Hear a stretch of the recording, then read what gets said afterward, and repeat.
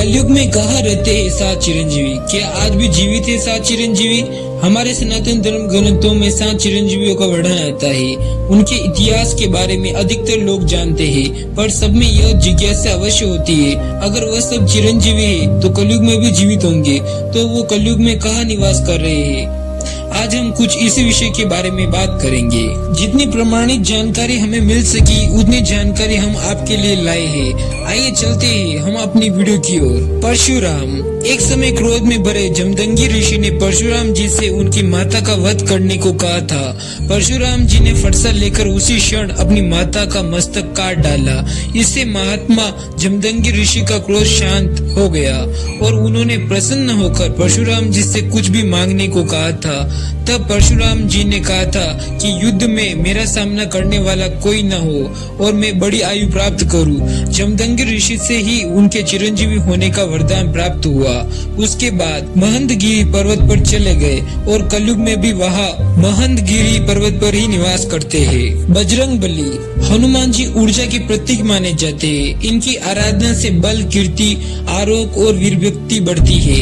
हनुमान जी कालजयी व चिरंजीवी देवता है। हनुमान जी कहाँ रहते हैं, इस बात का वर्णन हमें महाभारत के वन पर्व के अध्याय 191 में मिलता है। इसके अनुसार भीमसेन द्रौपदी के लिए सुगंधित कमल लेने के लिए गंधमादन पर्वत पर गए तो उनकी भेंट हनुमान जी से हुई थी, जो कि उस समय वह कदली वन में ही रहते थे। हनुमान जी ने यह सोचकर कि भीमसेन इस रास्ते से स्वर्ग न चले जाए, इसलिए हनुमान जी ने उनकी राह रोकी थी।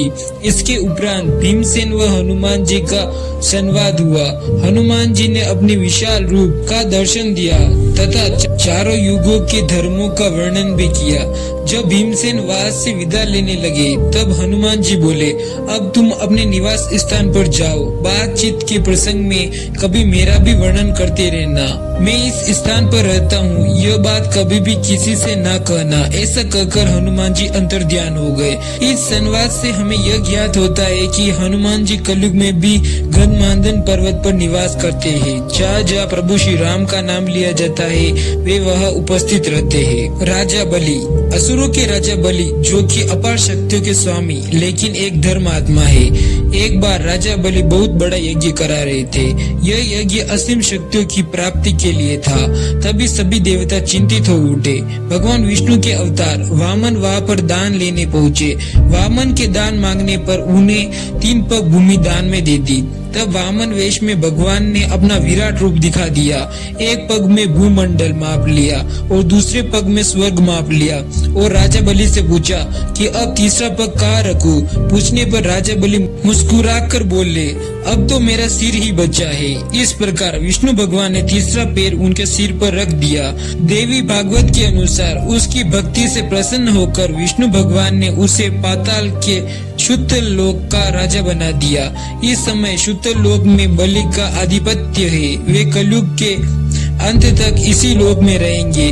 आने वाले मनवंतर में वह विष्णु जी की कृपा से इंद्र बनेंगे। विभीषण। रावण के छोटे भाई विभीषण, उन्होंने अपने भाई के विरुद्ध जाकर श्री राम का साथ दिया था। उन्हें वहाँ पर नैतिकता व धार्मिकता बनाए रखने के लिए और दुनिया भर के लोगों को धर्म का मार्गदर्शन इस महायुग के अंत तक जीवित रहने का वरदान प्राप्त था। अश्वत्थामा, कृपाचार्य और व्यास जी। महाभारत में गुरु द्रोण पुत्र अश्वत्थामा को श्री कृष्ण के हाथों श्राप मिला था कि वह 3000 वर्षों तक भटकते रहेंगे। अश्वत्थामा का अंतिम बार उल्लेख उनके काम्यक वर्ण व्यास जी के आश्रम में होने का किया गया है। बाकी उन पर कई किस्से, कहानियां और लोक कथाएं प्रचलित है कि उन्हें विभिन्न स्थानों पर देखा गया है। हम इस बात की पुष्टि नहीं करते क्योंकि हमें इसके कोई प्रमाण नहीं मिले हैं।